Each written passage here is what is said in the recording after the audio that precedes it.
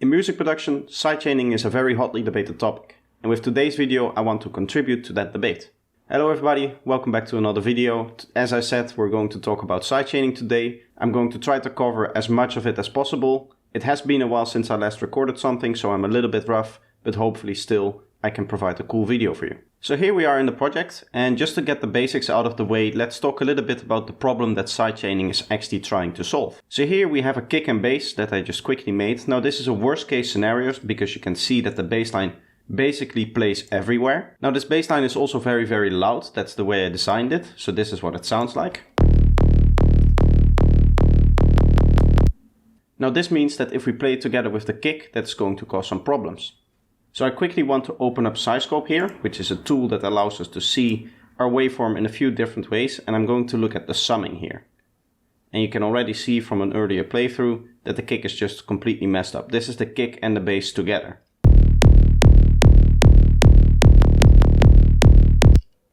Here we lose all of the power of the kick because it's overpowered by our bass line. Now the most common approach at this point is to use sidechaining. Now sidechaining in its most general form is that you take one sound and you use it in a process on another sound. The reason why it's called sidechain is because the effect that is doing the processing is taking input from the side, which is obviously the sound that you're sending to it. So in this case we want to volume duck the bass line, and for that we need a compressor because that's what a compressor does. So let's have a look at the compressor based setup. And as you can see, the sidechain is already enabled and it's taking audio from the kick. Now I've already set up the settings, but you can see we have a threshold which is at -infinity, so we catch the whole kick. And then we have fairly short timings here and a very strong ratio to really dial in the amount of sidechaining that we actually want to do. So while we're playing it, we're going to look at the bassline to see what it's actually doing.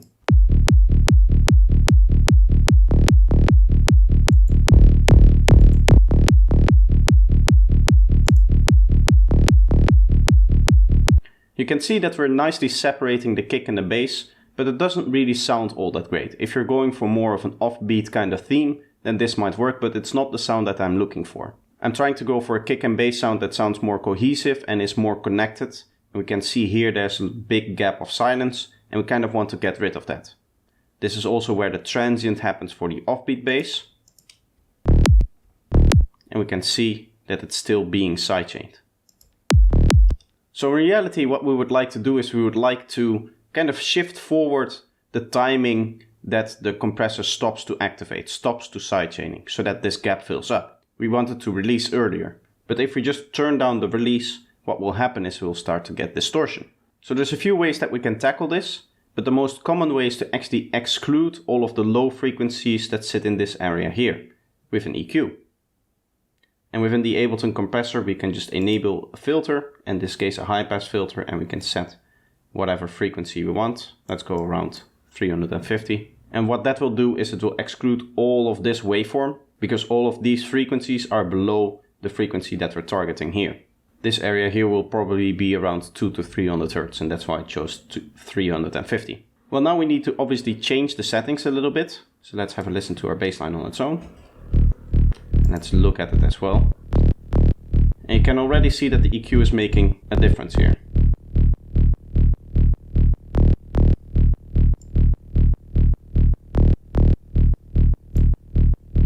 And now with the kick we get something like this.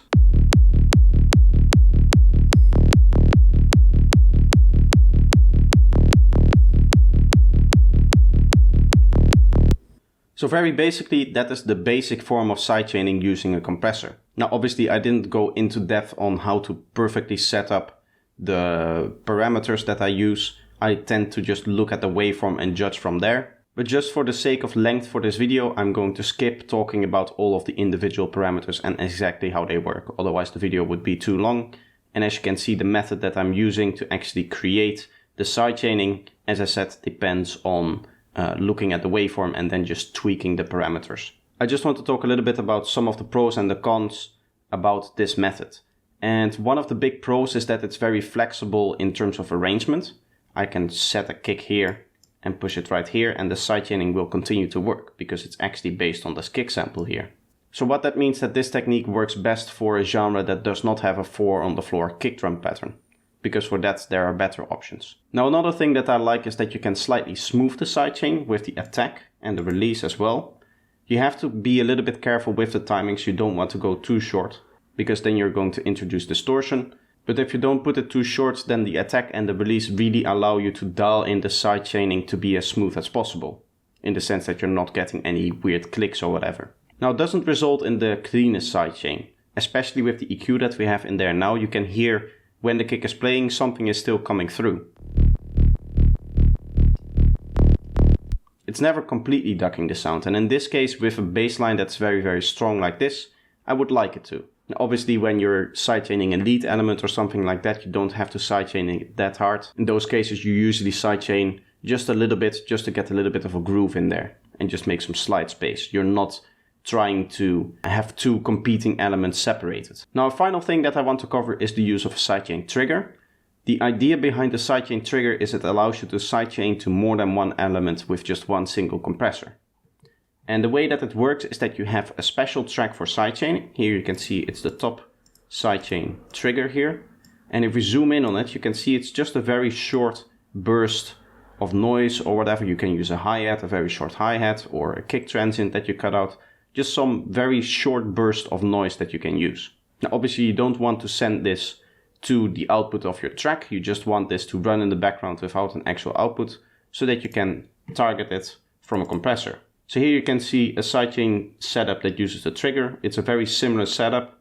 I have a little bit of a stronger attack on this one and a little bit more release, just because it's such a short burst of noise. I want to make sure that it covers the space nicely. And you can see the only real difference here is that the sidechain input is set to the sidechain trigger as opposed to the kick itself. Now if you have multiple kicks, or you have maybe a snare drum that you want to sidechain to, you can sidechain multiple elements by just lining up your sidechain triggers with whatever element you want to sidechain to. And if you want to vary the sidechain amount, you can just set the volume here. And you set it lower. And as you can see, you get a lower volume and therefore also lower amount of sidechaining. So my old way of doing things was the sidechain trigger method here with the compressor. And the reason why I did that, even though I usually only sidechain to the kick, is because of one key thing that you can do this way, which you cannot really do if you sidechain to the kick directly. And what you can do is you can just take a utility, and then this gain parameter becomes your global sidechaining amount. So you can increase or decrease the amount of sidechaining directly on the sidechain track here. So you turn up or down the volume, and therefore the compressor is going to react more or less. Therefore you have a global sidechaining amount knob with just one gain up here. And a quick tip there, if you're in Psytrance and you're making one of those build-ups where you have the kick and the bass being high-passed, it's a good idea to turn down the sidechaining amount, the global sidechaining amount, using this method a little bit, because it opens up the mix a little bit more, and you'll see that any elements that are actually in the builds that are being sidechained just open up a little bit more and give a little bit more energy to the actual build-up. And you can do that because obviously if you're removing the low end of your kick and your bass, you're freeing up a lot of space in the mix already, so you can tone down on the sidechain a little bit. So now with that all covered, let's look into the other big methods that people tend to use. The other method is something like LFO tool. Now this isn't actual proper sidechaining in the sense that we're not sending a signal from one track to another. We're just merely creating the pumping effect. And we're doing that with an LFO, which we can customize the curve of, which is then assigned to a volume modulation. So here you can see my setup for the LFO tool that I've set up for this bassline in particular, and we can have a listen to it and actually a look as well. It's more useful to see.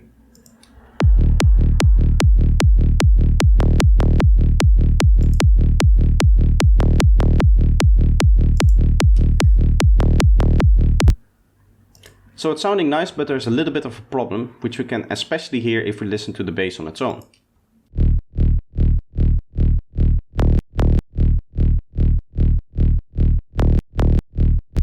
There's this kind of clickiness to it, which I don't really like because it lines up with the transient of the kick, which we obviously don't want because we want that transient to stand out on its own. Now the reason for that is because you have to be careful with your curves in a tool like LFO tool here.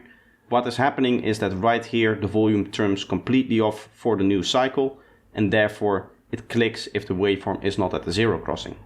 So instead what we want to do is we want to slightly crossfade that like this.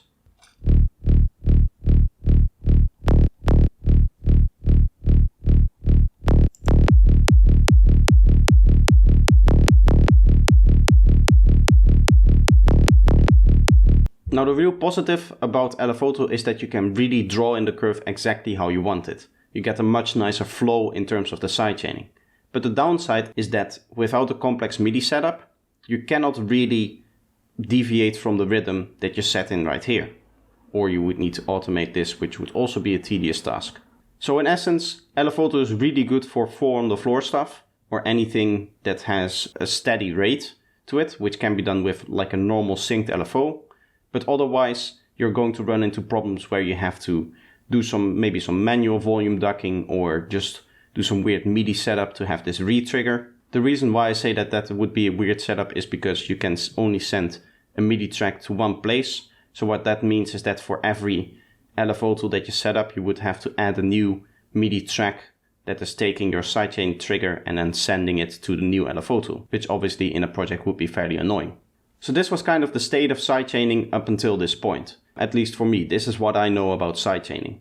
Up until a few days ago, where I decided to sit down for a few hours and see if I can come up with a better method of sidechaining. And I think I have. What I ideally wanted was a system where I could draw in a curve and then trigger that curve with a MIDI or an audio trigger. That way I would have both the flexible rhythms of the compression method as well as the precision of drawing in a curve like an LFO tool. So after a little bit of experimentation, I settled on this method, and that is to do with this rack here. So let's quickly have a look at what this rack is actually doing.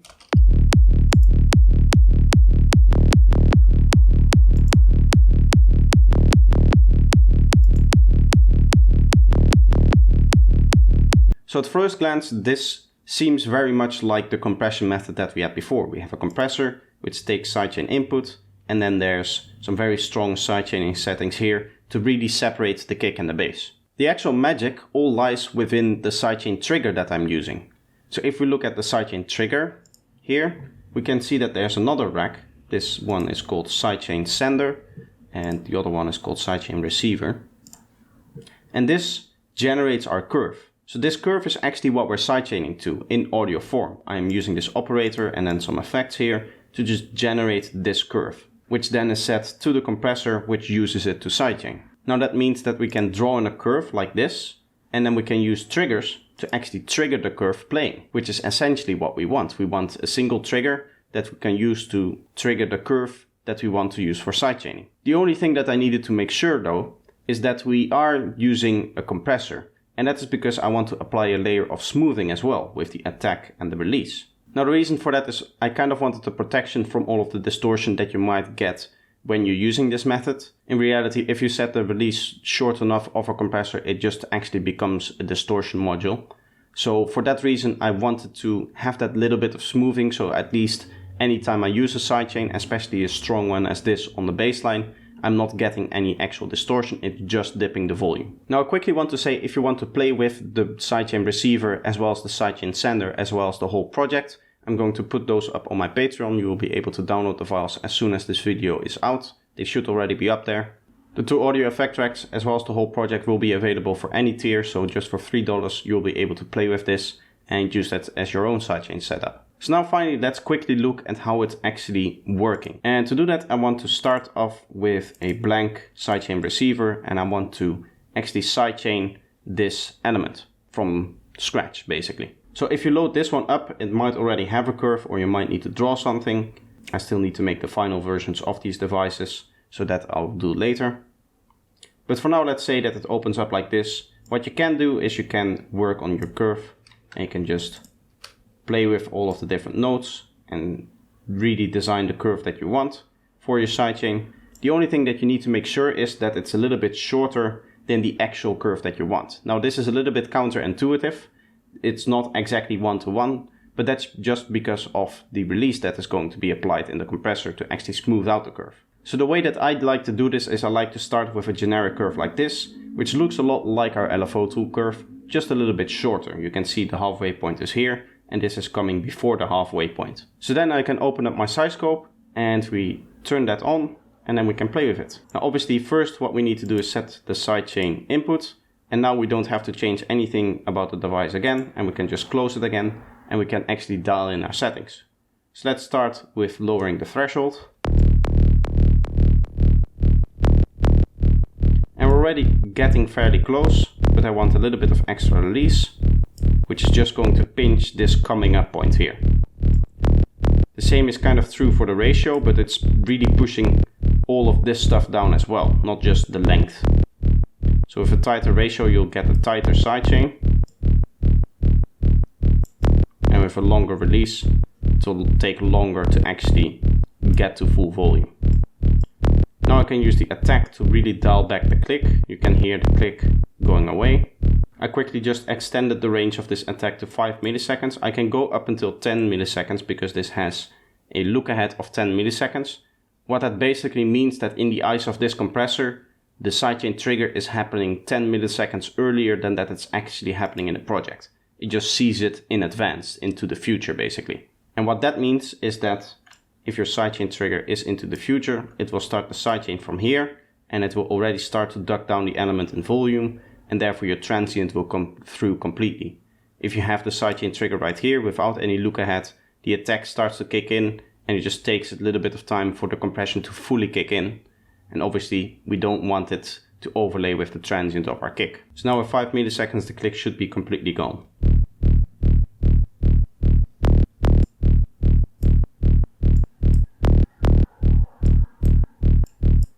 And now together with the kick we have something that sounds like this.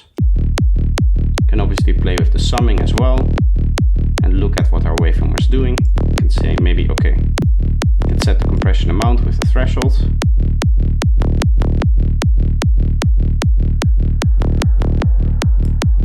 There's also dry wet knob here, which completely turns off. Now the final thing I want to tackle is the two knobs that sit here in the receiver. And for that I'm again going to solo the bass to let you hear the effect. We have in here a global sidechain amount.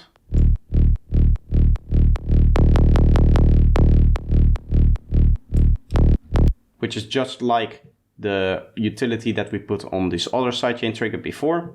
And then we have the mute, which just mutes all elements or fully engages the sidechaining for an extended period of time.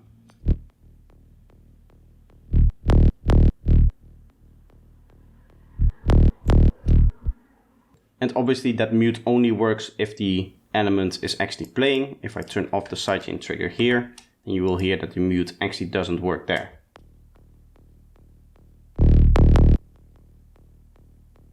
So this is my new method of sidechaining. It's a little bit convoluted setting it all up, but once it is set up and you have it set up the way that you want it, then it's very, very useful because it really combines the two best parts of both methods that we saw before. So this is going to be the video for today. I hope you enjoyed this video. If you did like it, then let me know by leaving a like. And if you're new here, subscribe. If you want me to cover a specific topic or you have questions about this topic, then you can always write me a comment. I can see them all the time, even if this video is already out for a while. Again, quick reminder that both of these devices as well as the full project are up on my Patreon if you want to grab it. But I hope you enjoyed the video and I hope to see you in the next one. Bye bye.